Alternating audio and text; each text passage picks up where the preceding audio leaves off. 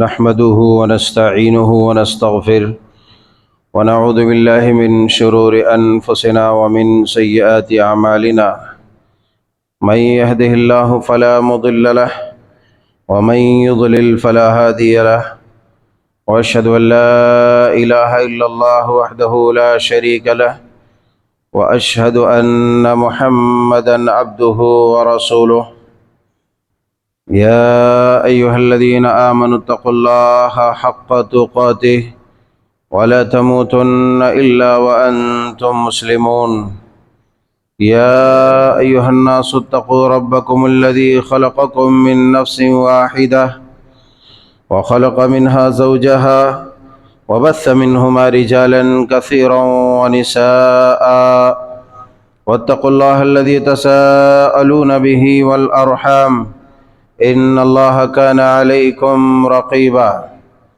يا أيها الذين آمنوا اتقوا الله وقولوا قولا سديدا يصلح لكم أعمالكم ويغفر لكم ذنوبكم ومن يطع الله ورسوله فقد فاز فوزا عظيما أما بعد فإن خير الحديث كتاب الله وخير الهدي هدي محمد صلى الله عليه وسلم وشر الأمور محدثاتها وكل محدثة بدعة وكل بدعة ضلالة وكل ضلالة في النار.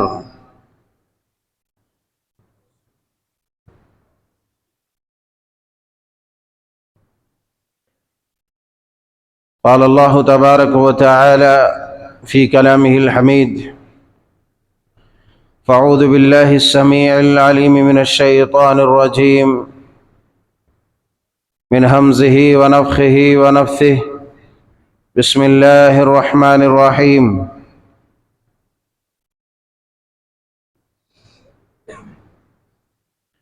ما كان إبراهيم يهوديا ولا نصرانيا ولكن كان حنيفا مسلما وما كان من المشركين سبحانك لا علم لنا إلا ما علمتنا إنك أنت العليم الحكيم رب اشرح لي صدري ويسر لي أمري واحلل عقدة من لساني يفقهوا قولي رب زدني علما اللهم انفعنا بما علمتنا وعلمنا ما ينفعنا وزدنا علما ربنا يسر ولا تعسر وتمم الخير.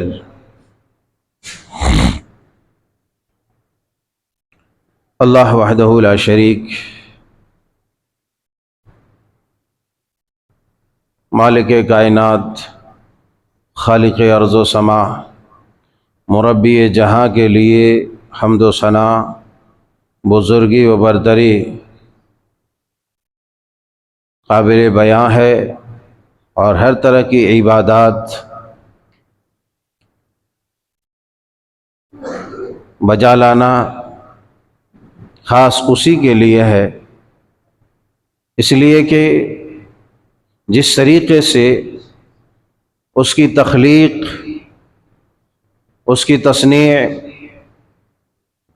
اور اس کی خلقت میں کسی کی شمولیت نہیں ہے، اسی طریقے سے اس کی عبادت میں بھی کسی کی مشارکت نہ ہی قابل قبول ہے اور نہ ہی یہ مناسب اور روا ہے۔ درود و سلام کا بیش بہا برکھا نازل ہوں جملہ انبیاء اکرام علیہم الصلاۃ والتسلیم پر، بالخصوص نبی آخر الزمان امام الانبیاء سید المرسلین جناب محمد الرسول اللہ صلی اللہ علیہ وآلہ وبارک وسلم۔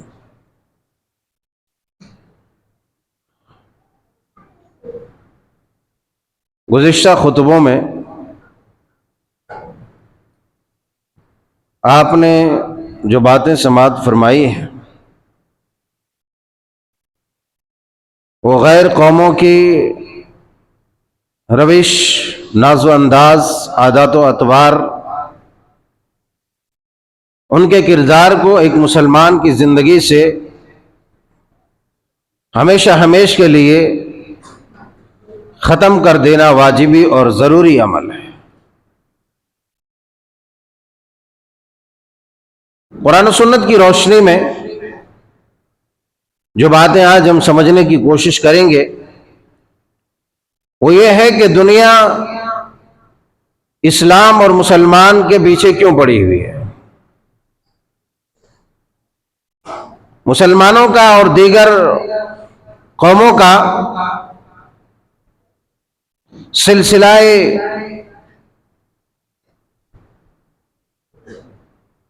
تنازع کیوں ختم نہیں ہوتا، اس کا سبب کیا ہے؟ چاہے وہ یہود و نصارہ ہو، مجوس و مشرکین ہو، صائبین ہو، یا کوئی اور قوم ہو، مسلمانوں کے ساتھ ہمیشہ برسر جنگ کیوں رہتا ہے؟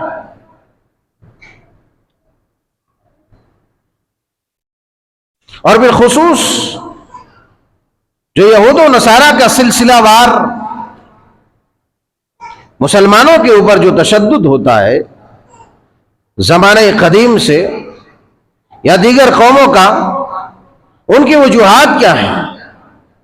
آیا کسی زمین کے لیے ہے، جائیداد کے لیے ہے، پراپرٹی کے لیے ہے، مال و دولت کے لیے ہے؟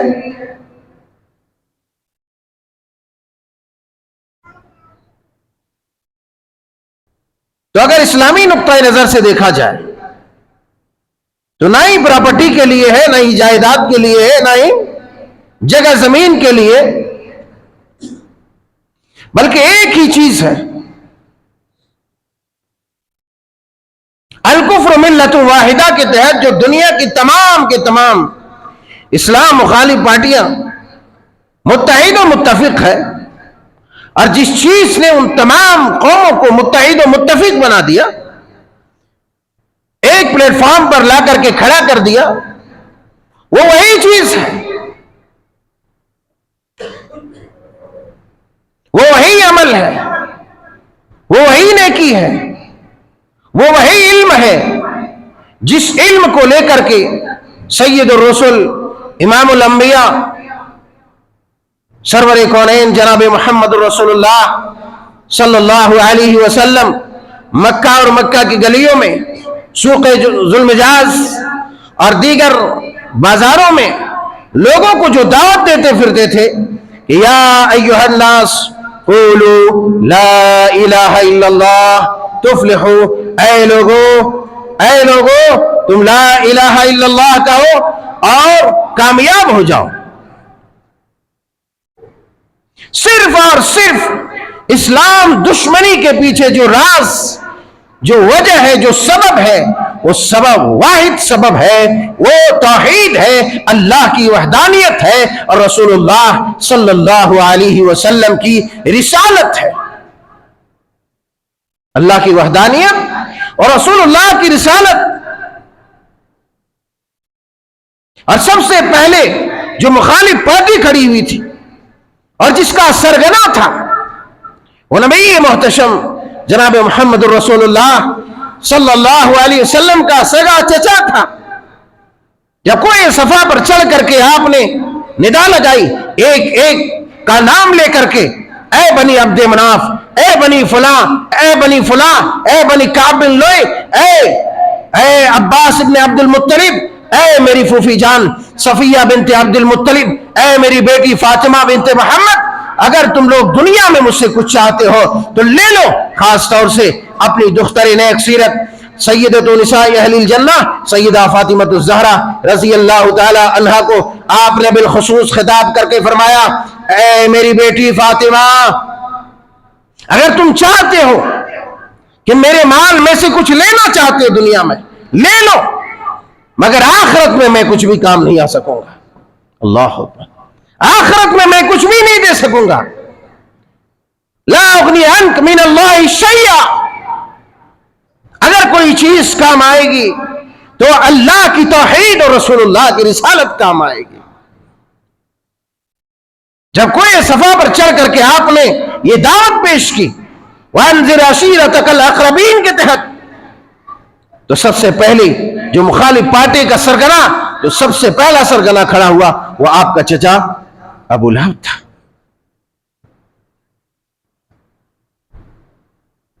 اور بازاروں میں جو آپ کے پیچھے پیچھے چلتا پھرتا لوگوں کو گمراہ کرتا وہ آپ کا سگا چچا ابو لہب تھا.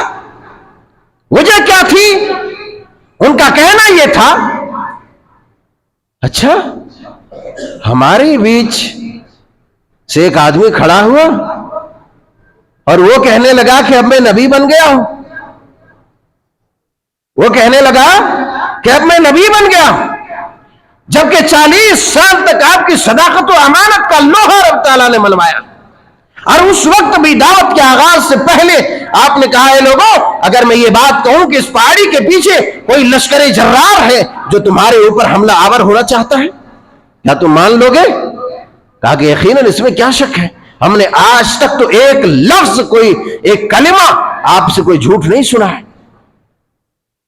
مگر جب بات توحید کی آئی، بات رسول اللہ کی رسالت کی آئی اور ایک لفظ سنا، یا ایھا الناس قولوا لا الہ الا اللہ تفلحوا، اے لوگوں ایک اللہ کی وحدانیت کا اقرار کر لو کہ اللہ کے سوا کوئی معبود برحق ہے ہی نہیں، کوئی معبود حقیقی ہے ہی نہیں.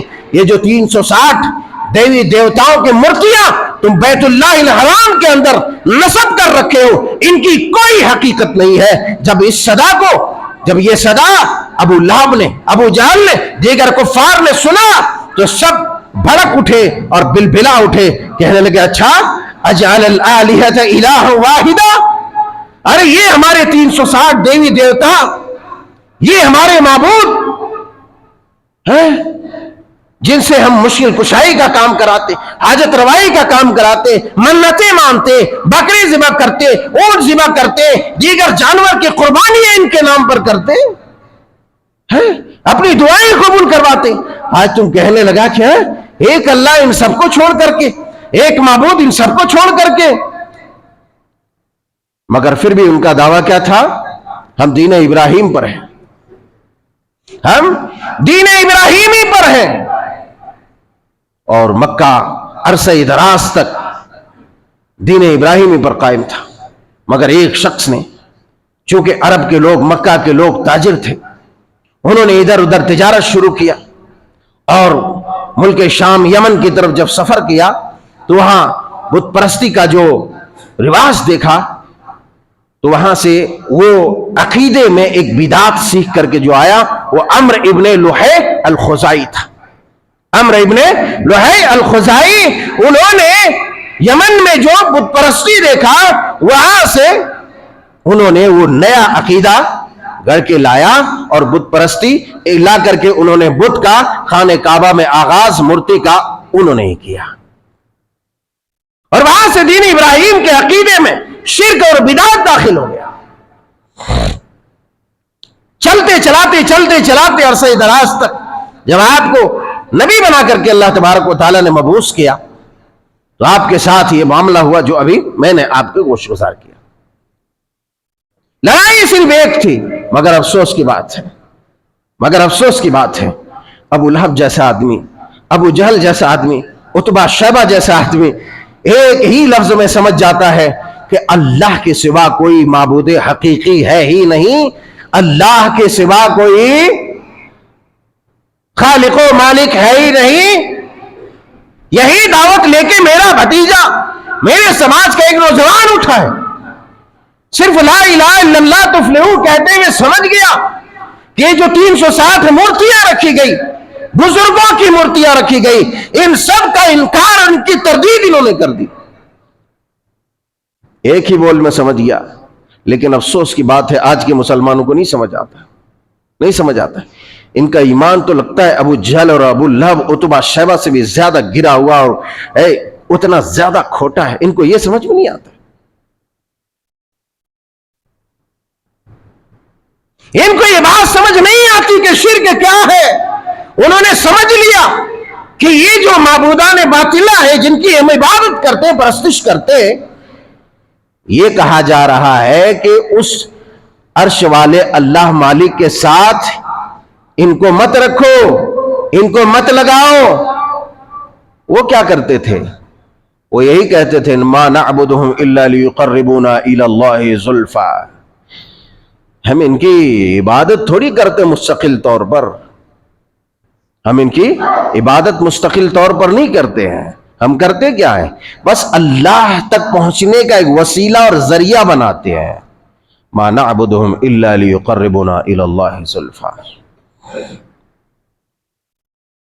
اللہ تبارک و تعالیٰ تک پہنچنے کا ایک وسیلہ اور ایک ذریعہ بناتے ہیں۔ بھائی ہم جو چڑھاوا چڑھاتے ہیں اس کے اوپر، جو خون لپتے ہیں ان کی مورتیوں کے اوپر، جو بکرے کاٹ کر کے خون لپتے ہیں، گوشت چڑھاتے ہیں، تو وجہ کیا ہے؟ وجہ ہے کہ یہ خوش ہوگا تو اللہ مالک کے سامنے کہے گا کہ اللہ مالک یہ دیکھو یہ تیرا بندہ، ہاں یہ منگرو، یہ دھنگرو، یہ کنگرو، یہ فلانے چلانے جمن جمراتی آیا، بڑا گنہگار، بڑا پاپی، ہاں ان کا پاپ کا گھڑا بھر گیا ہے، اے اللہ اب آپ ہی ہیں، سن لیجئے، انہوں نے مجھ کو خوش کیا، میں آپ تک پہنچا رہا ہوں، آپ میری بات سن لیجئے۔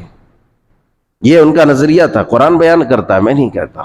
اور آج کے مسلمانوں کا یہی نظریہ ہے۔ مسلمان یہ جانتا ہی نہیں ہے کہ یہودیوں اور مسلمانوں کی لڑائی کس چیز کی ہے، دوسری قوموں کی اور مسلمانوں کی لڑائی کس بارے میں ہے۔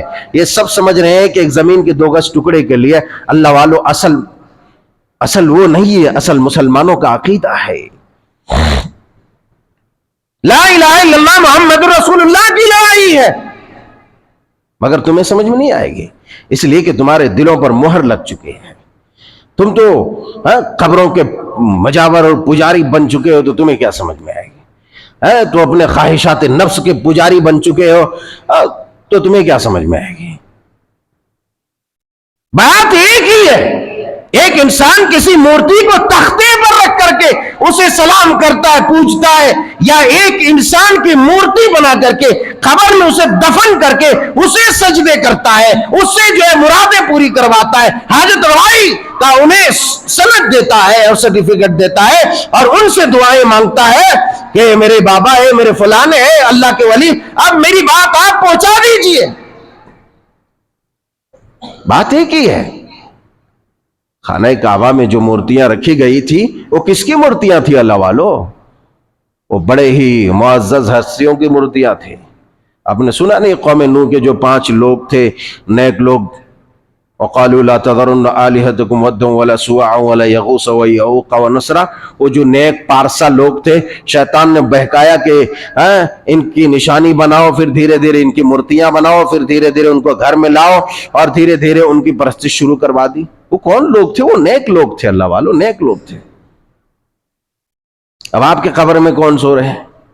یہ الگ بات ہے، کسی قبر میں گدھے ہیں، کسی میں کتے ہیں، کسی میں کوئی نہیں ہے، کسی میں واقعی انسان دفن ہے، یہ الگ بات ہے۔ کسی ایک انسان کی 4 جگہ مزار بنا کر کے، درگاہ بنا کر کے پوجا جا رہا ہے، یہ الگ بات ہے۔ یہ سب ٹیکنیکل زمانہ ہے، کہیں بھی اندر یہاں وہاں سب سفر کرتے رہتا ہے۔ یہ نام نہاد ولی اور نام نہاد یہ قبر کے پجاری اور مزاور اور یہ تمام حرکتیں یہ جو کرنے والے خبیث اور شیطان کے کارندے ہیں، یہ ان کی دلالی اور ان کی پیٹ پرستی ہے، یہ ان کا دھندا ہے، گورکھ دھندا جو یہ چلا رہا ہے۔ مگر کہنے کا مطلب یہ ہے کہ ہماری جو لڑائی دوسری قوموں سے ہے، یا ہمارے جو بچوں کو ذبح کیا جاتا ہے، عورتوں کو غلام بنانے یا اسے مارنے یا اس کی آبروریزی کرنے کی کوشش کی جاتی ہے، اس کے پیچھے ایک ہی مقصد ہے، اور وہ لا الہ الا اللہ محمد رسول اللہ ہے۔ عرب کے لوگ کفار سمجھ چکے تھے، لیکن تم مسلمانوں کے نہیں سمجھ سکتے۔ کیوں؟ اس لیے کہ تم نے اللہ کو پہچانا ہی نہیں، اللہ کو پہچانا ہی نہیں ہے، اللہ کی قدرت کو جانا ہی نہیں۔ وما قدر اللہ حق قدرہ، نہیں جانا۔ ہم نے کہاں سے کہاں تک سفر کر لیا۔ تھوڑی سی اگر ہم عقل لگائے ہوتے تو ہمیں بات سمجھ میں آ جاتی کہ اللہ تبارک تعالیٰ مثال بیان کرتے، یا ایھا الناس ضرب مثل فاستمعوا له ان الذين تدعون من دون الله لن يخلقوا ذبابا ولو اجتمعوا له۔ اے لوگو، مثال بیان کی جا رہی تمہارے لیے، سورہ حج میں ہے، یا ایھا الناس ضرب مثل فاستمعوا له، سنو تم لوگ غور سے سنو، ان الذین تدعون من دون اللہ، اللہ کے سوا جن کی تم عبادت کرتے ہو. کہتے ہیں مولوی صاحب عبادت کہاں کرتے ہیں؟ تھوڑا پھول چڑھا دیتے ہیں، تھوڑی چادر چڑھا دیتے ہیں، تو ان کے نام کے نذر و نیاز کر دیتے ہیں، تو عبادت کہاں کرنے؟ 5 وقت کی نماز کہاں پڑھنے جاتے ہیں؟ میں پوچھتا ہوں قبروں پہ سجدے ہو رہے نہیں ہو رہے؟ مراقبہ ہو رہا ہے نہیں ہو رہا؟ طواف ہو رہا ہے نہیں ہو رہا؟ ان سے دعائیں مانگی جا رہی نہیں مانگی جا رہی؟ جبکہ رب تعالیٰ نے کہا تھا لا تسجدوا للشمس ولا للقمر واسجدوا للہ الذی خلقہن ان کنتم ایاہ تعبدون. اے لوگوں، نہ سورج کا سجدہ کیا جائے گا، نہ چاند کا سجدہ کیا جائے گا، نہ کسی شجر حجر کا کیا جائے گا، بلکہ ان تمام چیزوں کے پیدا کرنے والے ایک اللہ کا سجدہ کیا جائے گا. لا تسجدوا للہ، لا تسجدوا للشمس ولا للقمر واسجدوا للہ الذی خلقہن ان کنتم ایاہ تعبدون. اگر واقعی تم عبادت کرنے والے ہو، سجدہ کرنے والے ہو، تو صرف اور صرف سجدہ ایک اللہ کے لیے روا ہے. مگر ہمیں یہ باتیں سمجھ میں نہیں آتی کیونکہ دلوں پر مہر لگ گئے. ہم پڑھے لکھے نہیں ہیں، ہم پڑھے لکھے نہیں. پھر ہم میں اور یہودیوں میں عیسائیوں میں ہے کیا فرق؟ کیا فرق ہے؟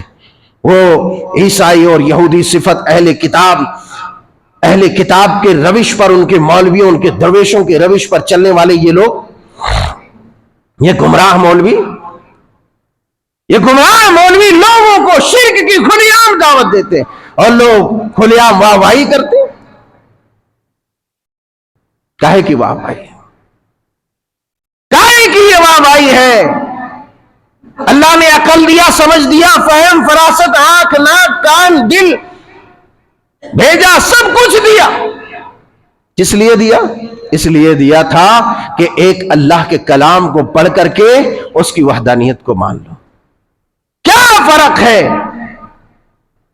مجھ میں اور تجھ میں؟ لوگ تو یہی نہ کہتے ہیں، شکایتیں کرتے ہیں، کیا فرق ہے مجھ میں اور تجھ میں؟ ہم کھڑی مورتیوں کی پوجا کرتے ہیں، تم پڑی مورتیوں کی پوجا کرتے ہو.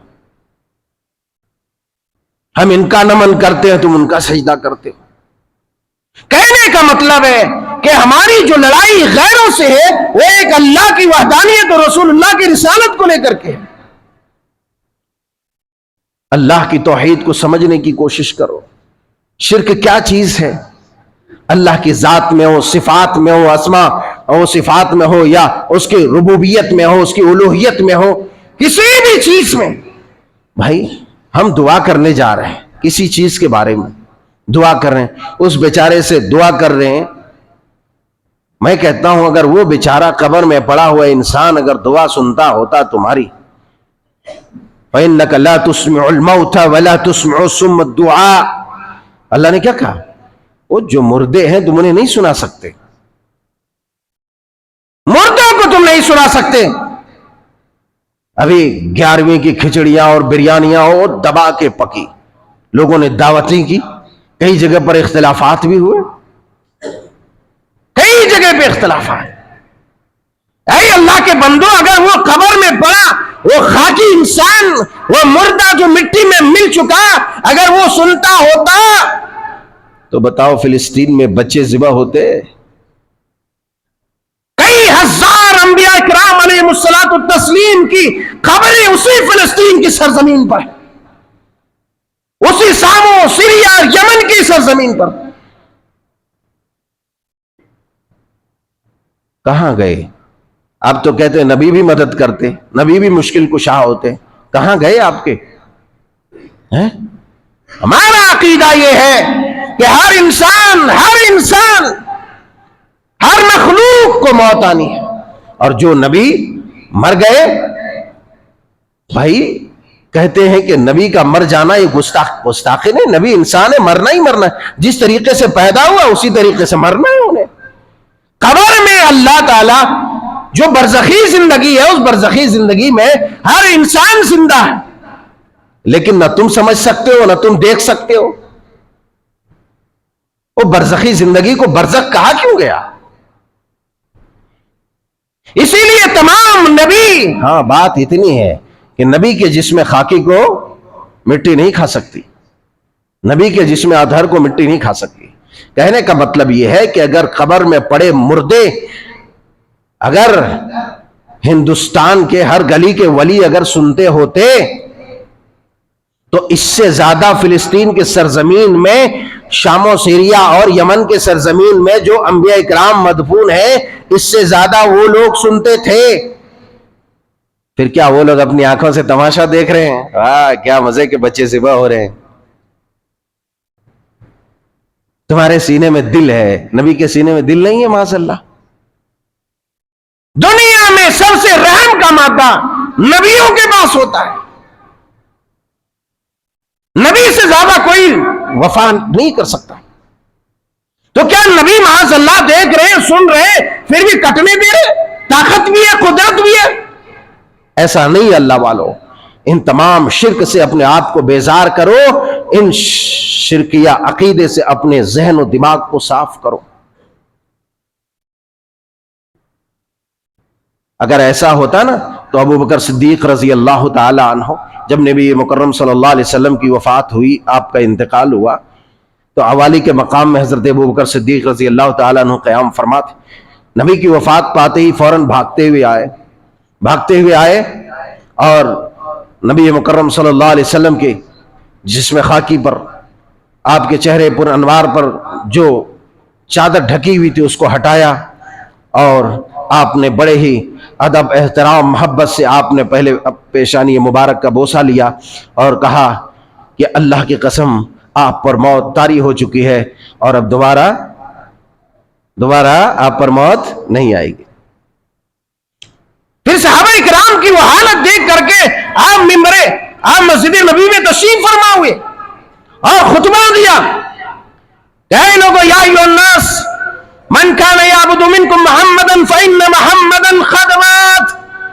اے لوگو، جو محمد صلی اللہ علیہ وسلم کی پوجا کرتا تھا، عبادت کرتا تھا، وہ اس بات کو جان لے کہ محمد صلی اللہ علیہ وسلم مر چکے ہیں۔ یہ ابو بکر صدیق بول رہے ہیں، میں اپنے گھر سے نہیں لایا۔ ابو بکر صدیق بول رہے ہیں، میں اپنے گھر سے نہیں لایا۔ من کان یعبد منکم محمدا فإن محمدا قد مات۔ محمد مر چکے ہیں صلی اللہ علیہ وسلم، موت طاری ہو چکی ہے۔ ومن کان یعبد اللہ منکم فہو حی لا یموت۔ اور ایک بات جان لو، تم میں سے جو اللہ کی عبادت کرتا تھا، وہ جان لے اللہ زندہ ہے، وہ کبھی بھی نہیں مرے گا، اسے موت نہیں آنی۔ کہنے کا مطلب یہ ہے کہ ہماری جو جنگ ہے وہ عقیدے کی جنگ ہے، عقیدے کی جنگ، رسالت کی جنگ، لا الہ الا اللہ محمد رسول اللہ کی جنگ ہے۔ دوسرا کوئی مسئلہ، یہ الگ بات ہے کہ لوگ مہرہ کچھ بنا لیں، مگر مسلمانوں کے اوپر جو ساری باطل قومیں ٹوٹ پڑی ہے، اس کا واحد سبب ہے کہ یا ایھا الناس قولوا لا الہ الا اللہ تفلحوا کی جو دعوت آپ نے شروع کیا تھا، جو دعوت لوگوں کو دی تھی، جو دعوت تمام نبیوں کی تھی، وہی دعوت لے کر کے آج جو یہ امت چل رہی ہے، اسی لیے ساری کائنات اس امت کے پیچھے پڑی ہوئی، ساری دنیا متحد ہو جا رہی ہے۔ اب آپ کہیں گے دنیا تو بڑے پروٹیسٹ کرتے ہیں، عقیدے کے معاملے میں وہ جو دنیا پروٹیسٹ کر رہی ہے، ریلیاں نکال رہی ہے، وہ انسانیت کے ناطے ہے، مانوتا کے ناطے ہے، وہ انسانیت کے ناطے ہے، عقیدے کے ناطے نہیں، وہ انسانیت کے ناطے۔ اور اللہ تبارک و تعالیٰ کی یہ قدرت ہے، اللہ تبارک و تعالیٰ کی یہ قدرت ہے کہ جب وہ مسلمانوں کی یا مومنوں کی مدد کرنے پہ آتا ہے تو دشمنوں کے دل میں رحم ڈال دیتا ہے، جیسا کہ آپ علیہ السلام اور پورے خاندان بنی ہاشم کو شیب ابی طالب میں قید کر دیا تھا۔